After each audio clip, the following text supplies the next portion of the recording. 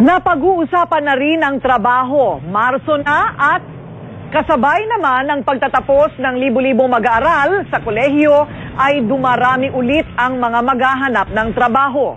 Ano nga ba ang mga patok para sa mga fresh graduates? Alamin sa pagpapatrol ni Pia Gutierrez. Ang mga trabaho na konektado sa customer service, IT, healthcare, technical support at turismo ang mga nakikitang patok na trabaho para sa mga fresh graduate ngayong taon, base sa survey ng online jobs portal na jobstreet.com. These are driven by industries, for example, like the BPO, that really hire a lot of fresh graduates. Ito yung in-demand sa kanila.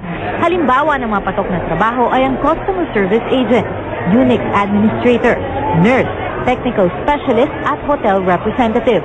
Ayon sa survey, ang communication skills, pagiging trainable at kaalaman sa teknolohiya ang pangunahing tinitignan ng mga employer sa mga aplikante. They'll be competing with a lot of other fresh graduates for these positions. If there's one thing that I can advise, then it's really to prepare seriously. Bukod dito, ayon sa TESDA, importante yung umpisa pa lang ay meron ka rin bentahe habang nag-a-apply ng trabaho tulad na lang ng kaalaman sa foreign language. Ang 47 anyos na si Evelyn nag-aaral ng Nihongo dahil mas mataas daw ang sweldo kapag nag-apply siya bilang call center agent. Marami rin po pala po pwedeng patunguhan ang pag-aaral ng Japanese language dahil po pwede ka po maging translator. Ito yung isang hot job skill na pwede rin nating pagtuunan ng pansin.